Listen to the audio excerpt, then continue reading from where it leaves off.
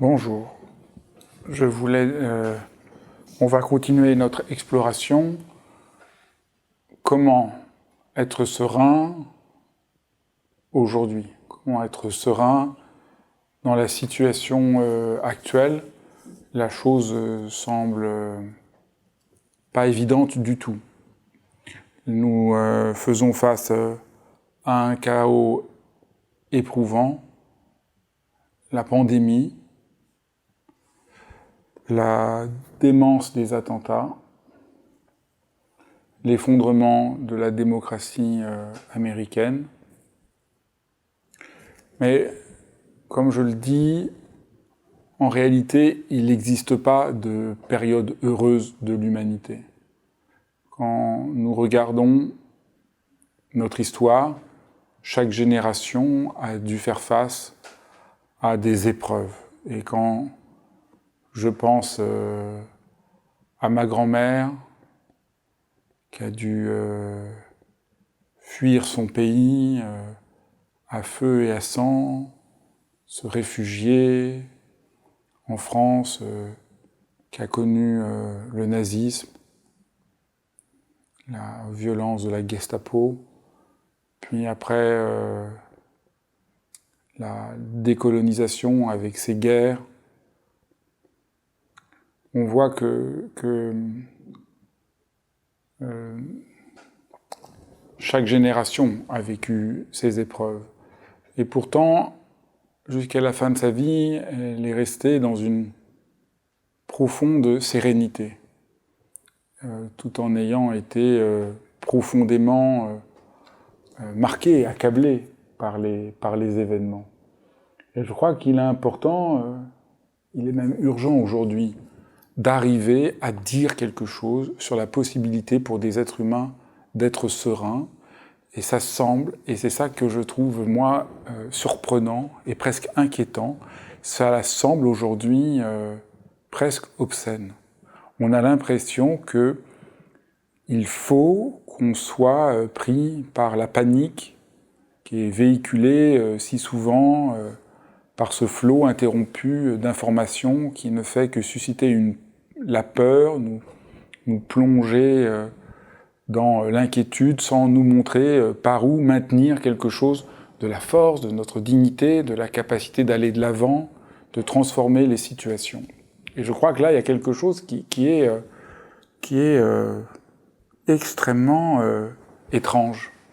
Au fond, le discours de la philosophie,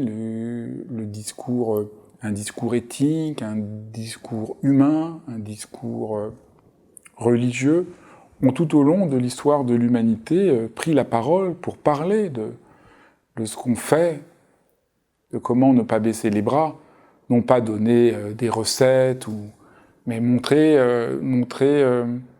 comment rester fidèle à notre humanité la plus profonde. Et on a l'impression aujourd'hui que ce discours n'est plus possible. Et comme je l'évoquais dans la petite vidéo que j'ai faite pour annoncer la soirée, j'ai été frappé il y a quelques jours, en écoutant une émission, de voir une des personnalités connues expliquer qu'au fond, elle ne pouvait être, la question du bonheur n'avait strictement aucun sens et qu'on ne pouvait être que pessimiste devant la manière dont nous sommes atteints par la pandémie, atteints par la violence des attentats, par la manière dont aussi la pandémie écrabouille économiquement tant de gens qui sont dans une profonde détresse. Et j'étais mais presque estomaqué de cet abandon au fait que, au contraire, c'est le moment ou jamais d'essayer de préserver l'humanité, la dignité, et que la question du bonheur n'est jamais une question à liquider. Que la question du bonheur, comme le rappelait à l'aube de l'Occident Aristote, c'est la question fondamentale pour tout être humain de savoir qu'est-ce qu'il veut faire, être heureux, se demander qu'est-ce qui me rend heureux, c'est demander mais par où je suis vivant, par où je veux m'engager, qu'est-ce qui est important pour moi. Donc on ne peut pas liquider cette situation. Et je crois qu'aujourd'hui, le contrepoison, c'est de poser cette question-là. Je pense que par rapport à ce découragement, à ce nihilisme, à cette manière d'être plongé, juste se demander, mais est-ce qu'il n'y a pas une possibilité de rester serein? Ça me semble vraiment mais essentiel, salutaire, et je remercie tous ceux qui me disent, témoignent à quel point mon livre « Comment rester serein » peut les aider dans cette situation que j'ai justement écrit pour cette situation. En fait, je crois que nous sommes égarés et trompés, comme je le dis depuis les premiers enseignements que j'ai donnés sur cette question-là. Nous sommes très profondément trompés parce que nous croyons que nous ne pouvons rien faire devant l'événement, qu'on doit subir l'événement, que nous sommes spectateurs devant la réalité, ce qui n'est jamais le cas. Nous ne sommes pas spectateurs. Nous avons quelque chose à faire, ne serait-ce que questionner notre rapport à ce qui se passe et rester concentré, essayer de rester concentré dans la situation, ce qui ne veut pas dire qu'on n'est pas ébranlé, qu'on n'est pas bouleversé. Et là, évidemment, le problème, c'est que la sérénité a été comprise, et est encore comprise, et est encore présentée de manière absolument trop abstraite, qui fait qu'on n'y croit pas. Et donc, on a d'un côté ce problème que je décris, on ne croit pas qu'on peut faire quelque chose, on est enfermé dans la brutalité de ce que nous donnent les informations, qui sont en même temps même pas tout à fait l'événement, on est écrasé, on a la tête enfoncée sous l'eau, on a du mal à respirer, et de l'autre, il y a un discours complètement abstrait. Et ce discours abstrait, il est structuré de plein de manières différentes. On pourrait dire qu'une des manières, c'est que si quelque chose de douloureux nous arrive, une déception, une atteinte, un chagrin, un refus, enfin tout ce que nous pouvons vivre, c'est l'idée de la chose, c'est l'idée qu'on se fait de ce qui nous arrive qui est pénible. Si par exemple la pandémie arrive, en soi, ce serait, dans cette perspective, ni heureux ni malheureux, c'est le rapport que j'aurais à ça qui serait heureux ou malheureux. Ou si votre conjoint vous quitte, en soi c'est ni heureux ni malheureux, c'est le rapport que vous auriez qui serait heureux ou malheureux. Et je crois et donc il faudrait changer notre jugement sur les choses parce qu'on ne pourrait pas changer les choses. Et donc, pour reprendre une phrase de Descartes qui reprend toute une tradition, pour être heureux, il faut changer mes désirs plutôt que l'ordre du monde. Je ne peux pas changer l'ordre du monde, je ne peux pas changer ce qui se passe, donc je dois changer mon rapport à ce qui se passe. Pour éviter d'être déçu, d'être atteint, d'être malheureux, d'être accablé, autant ne rien attendre du tout de ce qui peut arriver et qui ne dépend pas de moi. Je devrais être dans une forme d'indifférence à ce qui arrive pour ne pas me laisser atteindre par ce qui arrive. Vous voyez, ça a l'air tout à fait logique. C'est un grand discours qui est... La plupart des philosophes qui parlent de sagesse dans l'espace public partagent ce discours qui est un discours tout à fait profond, tout à fait intelligent, et qui part sur une part de il s'appuie sur une part de réalité. Hein, je reprends, c'est vraiment une situation chaotique et douloureuse, voilà, ça c'est clair, ne nous laissons pas enfermer dedans, et donc changeons notre jugement. Mais ce qui me pose problème, c'est que c'est très abstrait, c'est que c'est pas la vraie vie, c'est que, comme le disait La Bruyère, j'aime beaucoup ce qu'il dit, puis au fond cette pensée-là, c'est la grande pensée en philosophie des stoïciens, qui joue un rôle majeur dans toute l'histoire de l'Occident. On peut dire qu'une des très grandes formes de sagesse, c'est le stoïcisme. Après, on pourrait distinguer, parce que dans le stoïcisme, il y a aussi une pensée un peu différente qui est l'épicurisme et les sceptiques, mais on va pas, c'est pas le sujet d'essayer de montrer la différence. Mais on devrait ne pas être affecté, ne pas être touché, ne pas être ébranlé par la réalité. Et vraiment, ce que je veux dire, ce n'est pas ainsi que les hommes vivent. Et donc voilà ce que dit La Bruyère, que je trouve remarquable. Vous savez, La Bruyère, cet écrivain qui a écrit Les Caractères au XVIIe siècle. Les stoïques ont faim qu'on pouvait rire dans la pauvreté, être insensible aux injures, à l'ingratitude, aux pertes de biens, comme à celles des parents et des amis.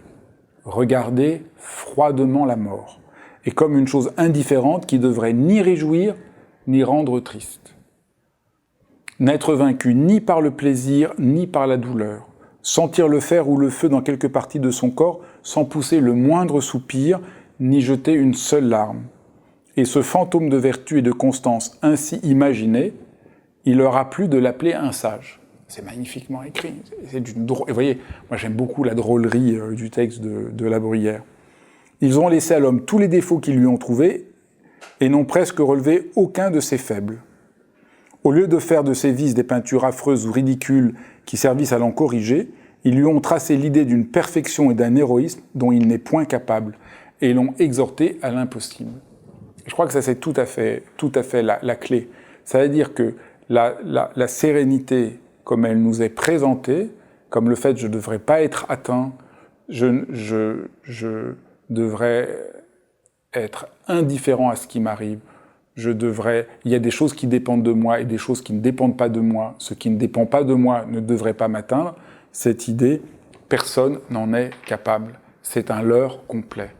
Ce n'est pas la vraie vie, ce n'est pas la vraie sérénité. Et tant qu'on a cette idée de la sérénité, on est prisonnier de la situation actuelle, qui fait que les gens disent « Comment je pourrais être serein ? C'est trop douloureux, c'est trop difficile. » Alors qu'en réalité, c'est l'inverse. C'est parce que c'est douloureux et difficile qu'il nous faut apprendre une sérénité qui n'est pas une manière d'être sans rapport à la difficulté, mais qui est une manière, ce qu'on va essayer de creuser, une manière de transformer la difficulté, de rester concentré, de garder une forme d'allant, de rester humain, de ne pas baisser les bras. Vous voyez ? Et donc, on n'est pas serein parce qu'on ne ressent rien, on est serein parce qu'on reste humain. Et donc, je vois bien que c'est très difficile à entendre ce que je dis, pour toutes les raisons que j'ai présentées, et qui nous font un tort infini, parce que je suis très inquiet. Je crois que si on continue dans la perspective, les gens vont être dans une forme de dépression, de souffrance énorme, parce que on ne s'adresse pas, on ne montre pas aux gens qu'ils ne sont pas condamnés à s'enfoncer dans la situation, qu'il y a des possibilités de rester humain. Cette idée stoïcienne qu'on retrouve donc dans toute la philosophie, on la retrouve chez Descartes, on la retrouve chez Spinoza. Spinoza a cette idée, ne pas rire, ne pas se lamenter, ne pas détester, mais comprendre. Alors, partout, tout le monde répète cette phrase en trouvant qu'elle est extraordinaire. Ne pas rire, ne pas se lamenter, ne pas détester, mais comprendre.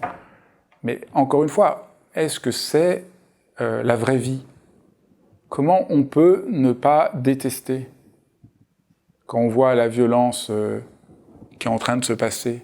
Comment on peut ne pas se lamenter?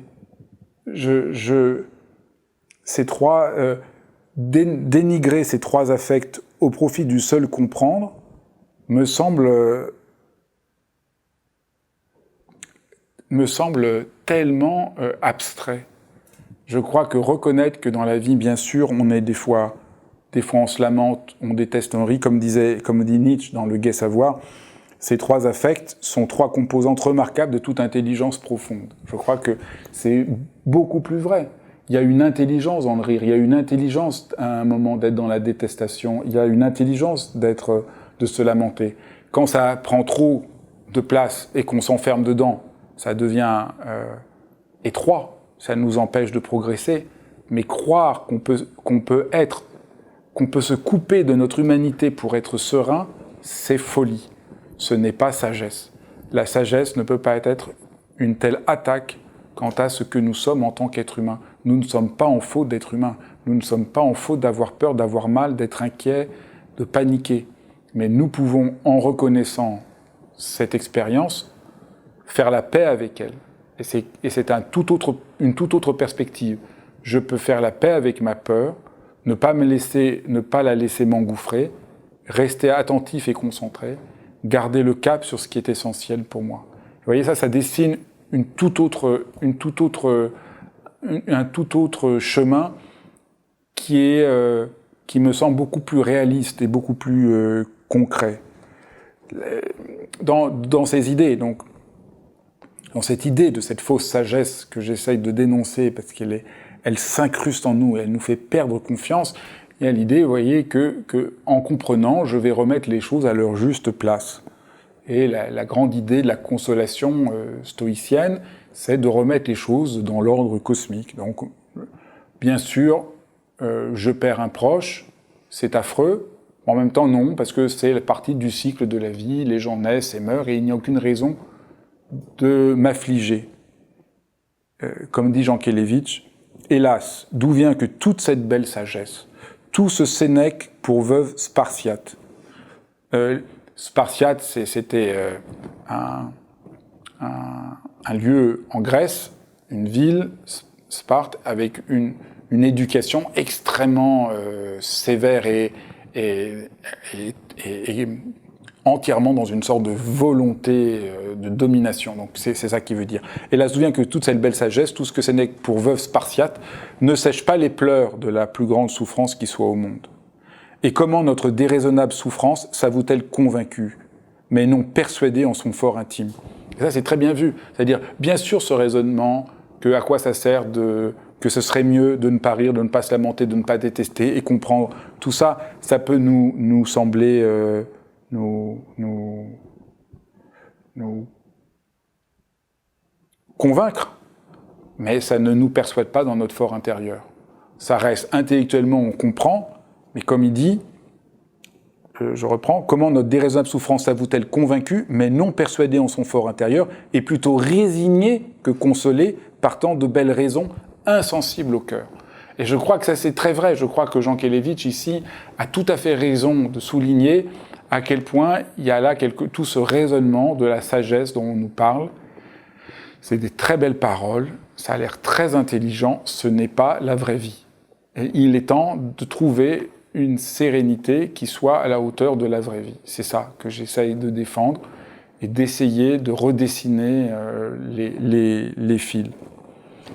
Derrière, il y a l'idée que le bonheur serait le détachement, c'est-à-dire je serais heureux parce que je ne serais pas atteint par l'accident, par ce qui vient ébranler l'ordonnancement des choses, et qu'au fond je serais heureux parce que je serais dans ma tour d'ivoire, pour reprendre une autre image des stoïciens. Et moi, je crois là aussi qu'on se trompe complètement, que le vrai bonheur, ce n'est pas de ne pas être affecté par l'événement, mais que le vrai bonheur, c'est d'être affecté par l'autre, par le temps, par le réel.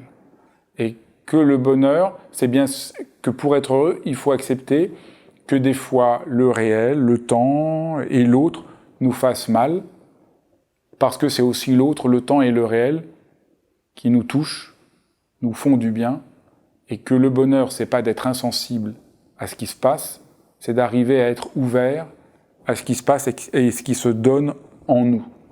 Comme le disait Madame de Staël, si on devait faire la liste de ce qui dépend pas de moi, on serait pris de vertige.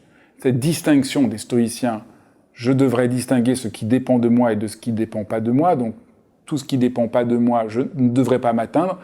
Madame de Staël a raison, qu'est-ce qui dépend vraiment de nous ? Cette distinction, quand on commence à la creuser, n'est pas tenable. Il y a trop de choses qui ne dépendent pas de nous.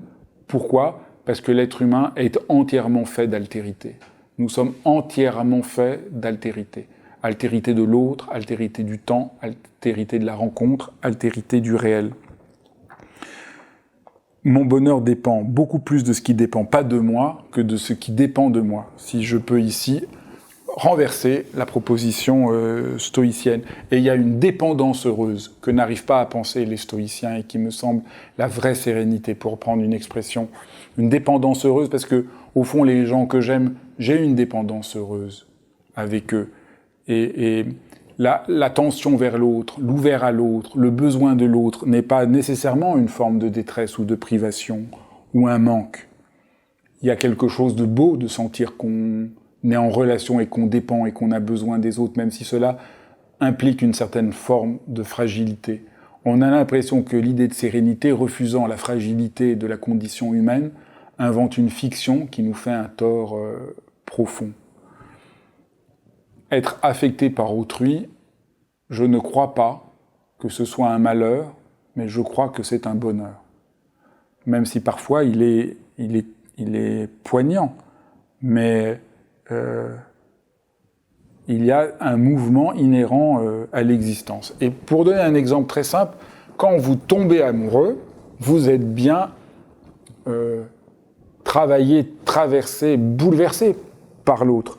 C'est bien quand tomber amoureux, c'est bien renoncer à la volonté de contrôler, de dominer, d'être au centre des choses. On ne peut pas vouloir aimer du reste, on ne peut pas se forcer à aimer. L'amour vous vient dessus, vous tombe dessus, vous surprend, vous bouscule. Et pourtant, est-ce que c'est pas une des choses les plus heureuses de l'existence ? Est-ce que cet état, l'état amoureux, qui est un état de dépossession, n'est pas un état qui nous comble profondément ? Et donc, est-ce que l'exemple de l'amour n'est pas un exemple qui montre à quel point toute la conception de la sagesse et de la sérénité comme contrôle, comme détachement, comme manière de ne pas être affecté, est profondément inhumain, égarant, trompeur.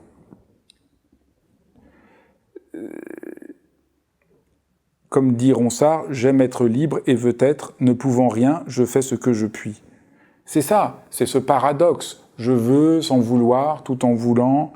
Et c'est... vous voyez, c'est renoncer à la volonté et au contrôle et au fait d'être dans sa tour d'ivoire. Voilà ce qu'est l'amour et voilà pourquoi c'est tellement précieux et tellement heureux.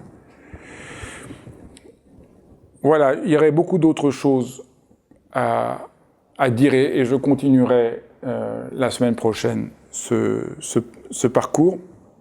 Mais si vous avez des questions, vous êtes bienvenus. On va essayer de se débrouiller. On n'a pas...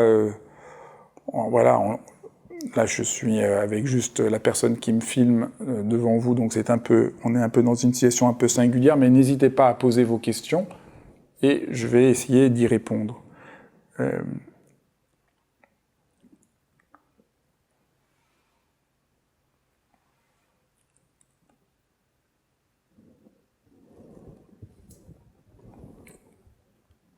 C'est bien, si vous pouvez poser la question. Donc c'est Georges qui demande l'idée de la sérénité, comme les exigences idéales des religions, ne sont-elles pas tout simplement inhumaines ? Oui, je pense qu'elles sont inhumaines. Alors, je pense que c'est pas tellement les religions, c'est une certaine philosophie stoïcienne. Je pense que, en réalité, les religions, dans 3 ou 4 séances, je vais parler des religions, parce que c'est frappant que les religions sont pas du tout aussi abstraites. Mais je pense que la sagesse stoïcienne et spinoziste est profondément inhumaine. Je suis frappé que tous les auteurs qui aujourd'hui parlent de sagesse sont profondément, mais ils ne vivent pas dans le monde réel. Ce n'est pas le monde de monsieur et madame tout le monde, comme moi. Moi, là, dans la situation actuelle, je suis atteint par ce qui se passe. Je suis profondément atteint. Et j'ai l'impression qu'être serein, c'est m'ouvrir au fait d'être atteint, c'est se laisser être atteint par ce qui se passe en le transformant, en gardant le courage, en restant, comme j'ai dit, concentré. Et c'est ça qui donne, qui transcende et transforme la chose. Et à partir de là, on peut comprendre que ne me coupant pas de ce que je ressens, d'abord, bien sûr, ça me fait perdre l'équilibre, mais la sérénité, c'est comment je trouve un équilibre avec les difficultés et que je retrouve une forme d'accord sans cesse à reconstruire avec le monde. Et par où je retrouve un accord aujourd'hui avec le monde ? Je ne le trouve qu'en l'ayant perdu, qu'en ayant accepté de l'avoir perdu. Donc là, pour certains d'entre vous, on voit juste le basculement, on voit juste le déséquilibre, on voit juste le chaos. Pour d'autres, on commence à entrevoir une possibilité de garder le cap, comme a fait ma grand-mère. Et voilà, et au fond, c'est pas pour rien que j'oppose ma grand-mère à Spinoza, qui me semble plus sage. pour des raisons très profondes. Que là, il y a quelque chose comme un délire de la raison qui nie complètement la dimension d'imaginaire, de rêve, de joie, qui est au cœur de l'existence humaine. Là, il y a quelque chose qui me semble mais très important à essayer de repenser. C'est des questions très très importantes, très décisives. Il y a quelque chose là il faut arriver à défaire une sorte de construction qui nous égare profondément.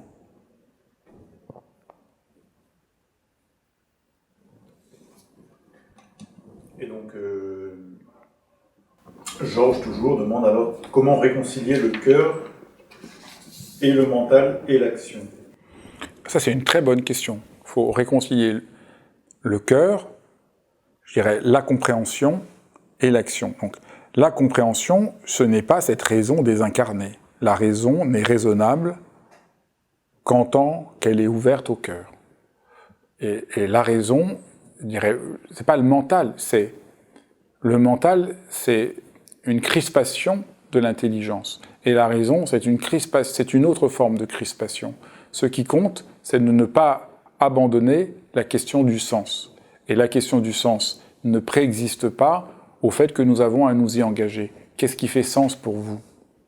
Quel sens vous donnez à la situation? Et donc la question du sens est une question absolument centrale. Et la question du sens, on voit, elle est inséparable de l'engagement d'être touché. Et si nous n'avons pas vu dans notre forteresse intérieure, tout cela ne peut pas ne pas avoir lieu, ne peut pas ne pas amener à agir, à faire quelque chose. Et c'est en étant soi-même en train de faire ce qu'on a à faire qu'on garde le cap et qu'on garde le sens. Donc c'est évident que là aujourd'hui, être serein, c'est un travail d'intelligence, un travail du cœur et un travail d'action. Et pas un travail uniquement cérébral qui peut-être nous convaincrait, mais ne nous apaiserait pas pour de bon. Et je crois qu'il est possible de trouver une forme d'apaisement qui n'est pas un abandon de la douleur, mais qui est une manière de ne pas se laisser engouffrer par elle néanmoins. Et je crois que c'est ça la tâche des êtres humains. Je ne nie pas la douleur, je ne rêve pas en technicolore, mais je ne me laisse pas enfoncer dans la douleur. Je préserve au fond de moi mon humanité qui me porte en avant et qui m'engage à faire ce que je peux là où je suis pour préserver la question du sens, la question de faire quelque chose qui a du sens. Mais faire quelque chose qui a du sens, ça peut être très simple, ça peut être juste faire à manger pour sa famille, ça peut être faire son travail, ça peut être... Vous voyez, j'ai souvent parlé de ça, je crois que c'est vraiment fondamental. On a tellement dénigré l'engagement concret que chacun a dans sa vie que les gens se sentent impuissants. On a l'impression que ce qu'il faudrait, c'est être un héros. Mais au fond, c'est trompeur. C'est comme le dit... dans les proverbes de Salomon, on trouve ce verset très profond. « Appliquez-vous avec tout le soin possible à la garde de votre cœur, parce qu'il est la source de la vie. » Et je crois que c'est ça qui est le vrai héroïsme. Parce que là, on est prisonnier d'un idéal d'héroïsme qui fait que c'est toujours la même chose. On se dénigre, on a l'impression qu'on ne fait rien. Mais tout ça n'est pas humain. La sérénité, c'est ça. Ça, c'est très profond. Appliquez-vous avec tout le soin possible à la garde de votre cœur. Et moi, je crois que la méditation, c'est ça. Que la méditation, c'est pas toutes les conneries qu'on raconte aujourd'hui, soyez zen, soyez calme. Vous voyez, toute la méditation est prise dans ce truc de sérénité abstraite, décérébrée, déshumanisée, alors qu'il faudrait... C'est ça, c'est comment on garde, comment on a le soin de garder, de prendre la garde de son cœur. Ça, je trouve que ça, c'est quelque chose, franchement, je trouve ça d'exaltant et possible, vous voyez ? Je trouve ça exaltant et possible. Chacun d'entre nous, on peut prendre soin appliquez-vous avec tout le soin possible à la garde de votre cœur. On peut prendre soin de son cœur. On peut tous faire ça. Et ça demande une certaine attention, une certaine écoute, un certain courage, une certaine tendresse. Ça ne veut pas dire qu'on se barricade, qu'on se coupe, qu'on a des raisonnements complètement abstraits. Vous voyez ? Je crois que ça, c'est possible. Et je crois que c'est possible et exaltant. Et je crois que ça changerait tout. Et je crois que c'est ça qu'il faut dire à tout le monde aujourd'hui. Vous qui m'écoutez, il faut que vous parliez à vos proches, il faut que vous leur disiez qu'ils n'ont pas à se laisser atteindre par ce flot d'informations qui nous enferme dans la peur. Qu'une sérénité est possible, mais c'est pas une sérénité de héros, c'est une sérénité de gens ordinaires. Et c'est ça qui peut faire que le monde tienne. Et c'est ça qui peut faire que on relève le défi. Il y a une autre question ? Oui, il y a Mathias qui dit bonjour Fabrice, par rapport à la sérénité, que penses-tu du fait de relativiser, c'est-à-dire de donner moins d'importance à ce que tout le monde nous présente comme terrible? Oui, relativiser, c'est comme ça que j'ai commencé à faire le début de l'intervention. C'est-à-dire j'ai commencé en parlant de ma grand-mère, en montrant qu'aucune époque n'a été heureuse, en montrant ce qu'elle a souffert. J'ai essayé de relativiser, c'est-à-dire de ne pas être enfoncé dans l'immédiateté de ce qu'on voit qui semble toujours terrible, pour reprendre un peu de hauteur. Et je crois que la sérénité a à voir avec le fait de prendre un peu de la hauteur. Et relativiser, ça ne veut pas dire j'enlève à l'événement de sa gravité, de sa profondeur. C'est pas du tout nier à quel point la pandémie est terrible, à quel point la reprise des mentes des attentats nous ébranle au plus profond de notre être. C'est pas ça. Relativiser, c'est pas dire bon, c'est pas si grave, mais relativiser, c'est mettre ça dans une dimension plus ample qui permet de ne pas être hypnotisé par la chose, la pandémie ou l'attentat, et garder une ampleur de vue, garder une vision de vue. Et là, ça me semble très juste. Donc, il faut être juste précis, parce que relativiser, ça peut avoir deux sens complètement différents. Ça peut être, je prends pas au sérieux la chose, parce que je veux pas me laisser toucher par elle, et je veux bien me laisser toucher par elle, mais je ne me laisse pas enfoncer dans la chose. Je continue à prendre soin de mon cœur et à rester un être humain pour être dans un rapport plus juste à ce qui se passe. Et donc, la question de la sérénité, c'est d'avoir un rapport juste à ce qui se passe. Et vous voyez, ce dont je parle est à la fois tellement simple et demande un vrai travail pour ne pas se laisser perturber par beaucoup par beaucoup de fausseté qui font qu'on est découragé.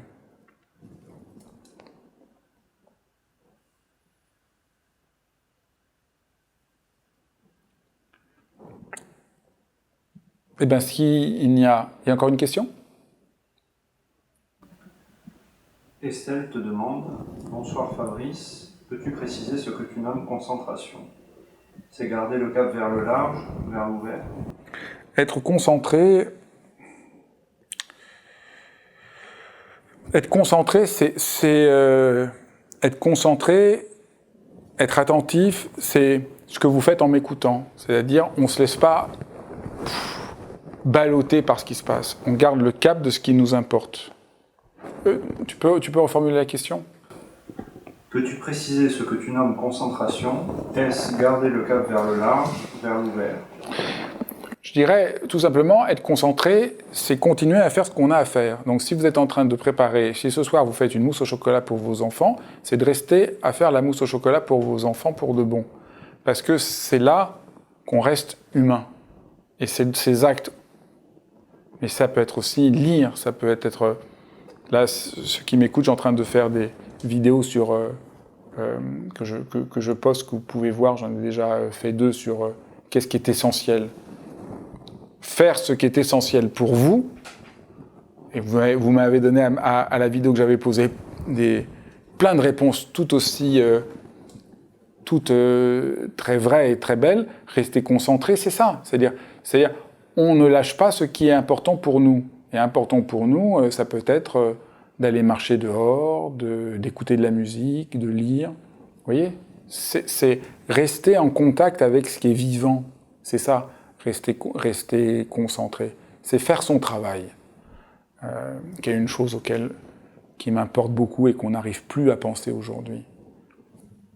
Mais j'en reparlerai parce que c'est quelque chose qui me travaille beaucoup. Je suis tout à fait opposé au paradigme que la sérénité, ce serait la paresse, qui a très bonne presse aujourd'hui. Il faut vivre la paresse. Moi, je pense que pas du tout.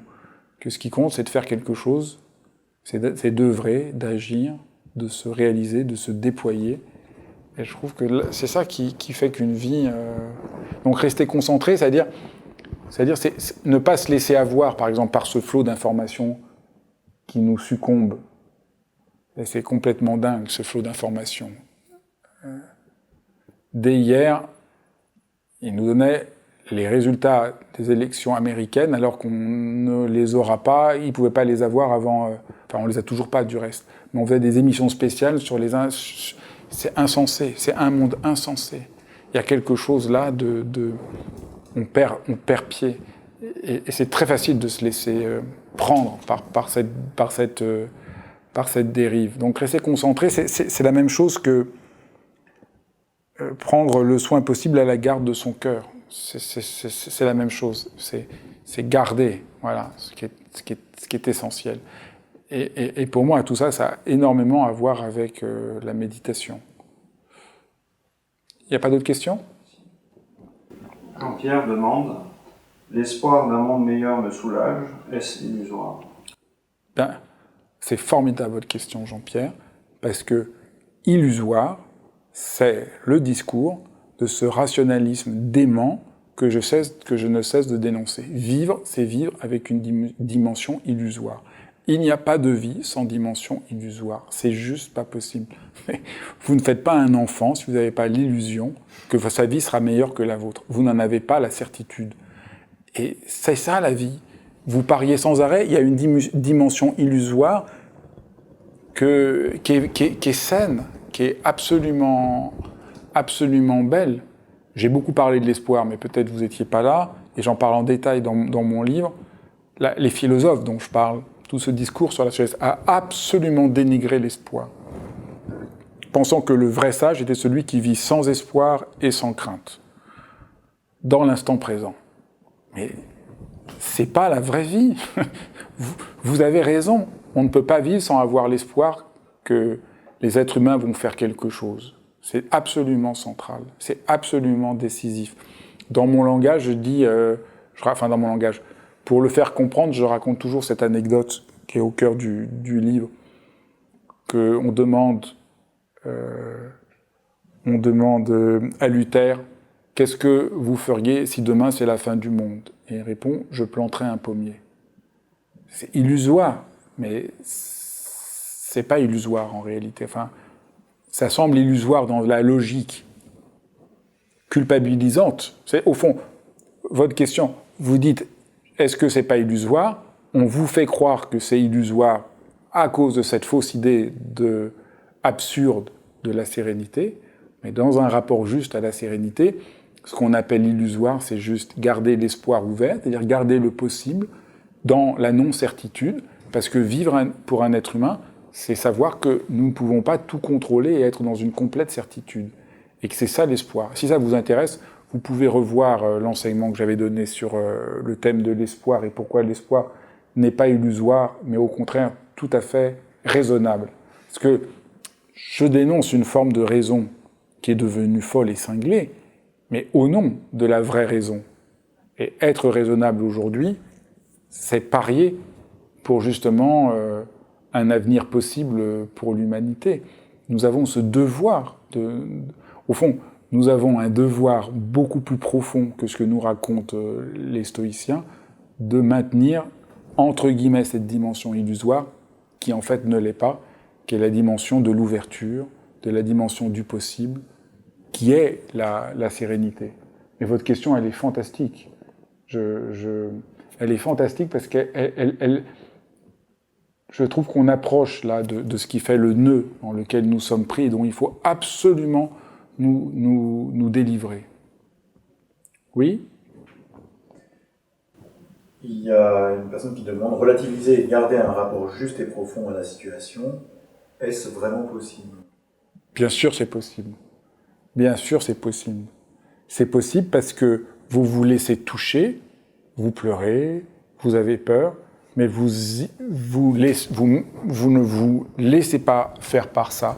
Vous gardez le cap de ce qui est vivant pour vous, de ce qui est essentiel pour vous.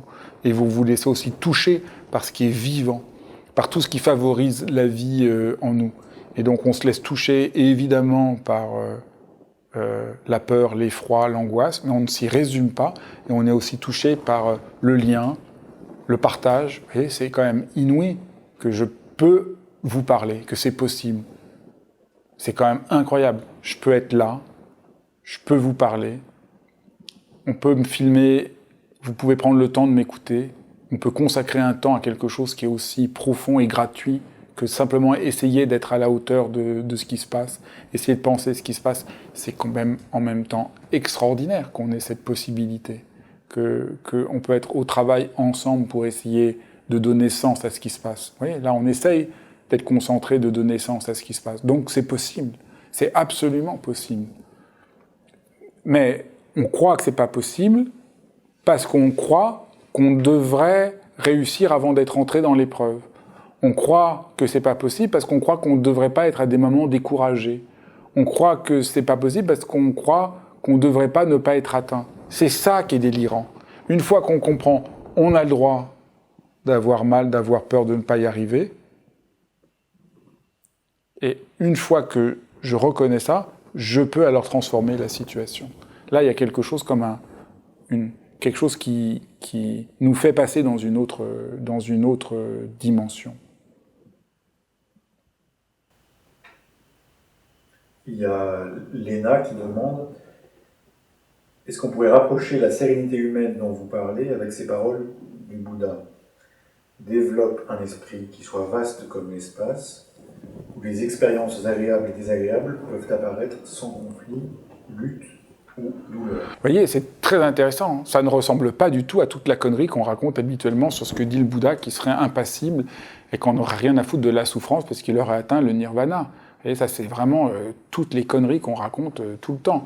La phrase là, qui est une phrase réelle du Bouddha, montre que dans l'espace ouvert de la pratique, ce qui est douloureux et ce qui est apaisé, ce qui fait peur et ce qui donne espoir, est reconnu et vu comme il est, et qu'il y a une intelligence de voir les choses comme elles sont, et pas une manière de se protéger, de s'enfermer, de se barricader dans...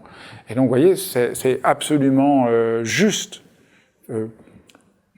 Dans la philosophie, dans la poésie, dans la philosophie, dans la poésie et dans toutes les traditions spirituelles, on trouve des phrases comme ça qui montrent qu'il y a une sérénité possible, de se laisser... Vous voyez, le Bouddha, il est touché, il parle là, dans cet espace, on se laisse toucher par les choses, on n'est pas indifférent. Donc vous voyez, c'est très réconfortant merci de ce partage qui permet vraiment de montrer, oui, il y a une véritable sérénité humaine. Et comme je le dis, il est temps d'en parler. Il est temps d'aider les gens autour de nous à ne pas se recroqueviller dans le découragement et la peur. C'est vraiment essentiel. Alors, merci beaucoup. Nous nous retrouverons mercredi prochain pour continuer d'explorer. Pour ceux que ça intéresse, vous trouverez sur ma chaîne YouTube des méditations qui développent la perspective que j'essaye de présenter, une méditation qui nous aide justement à entrer dans la sérénité. Et pour tous les membres de l'école qui m'écoutent, sont mis en place à partir de cette semaine une rencontre hebdomadaire par petits groupes pour vous permettre de partager un moment de pratique et d'échange et de rencontre pour pouvoir explorer et vivre cette sérénité de manière concrète. restons en contact par des moments. Et donc, il y a pour les membres de l'école, il y a des propositions, il y a plusieurs propositions tous les jours, et vous pouvez choisir l'heure qui vous convient, où vous pouvez rentrer dans la pratique et faire cette expérience. Et pour ceux qui ne sont pas membres de l'école, si vous voulez découvrir ce que nous proposons et comment nous pouvons vous accompagner dans cette situation, n'hésitez pas à nous contacter. Nous sommes là pour vous. Merci à tous. Je vous dis à mercredi prochain pour continuer d'explorer comment être serein. N'hésitez pas à me poser toutes les questions que vous voulez. Ça m'aide à préparer les enseignements que je fais. Et vous trouverez aussi sur Facebook et sur YouTube des petites vidéos dans les jours à venir sur qu'est-ce qui est essentiel pour chacun d'entre nous et qui nous permet de faire confiance dans ce qui nous habite. À très bientôt.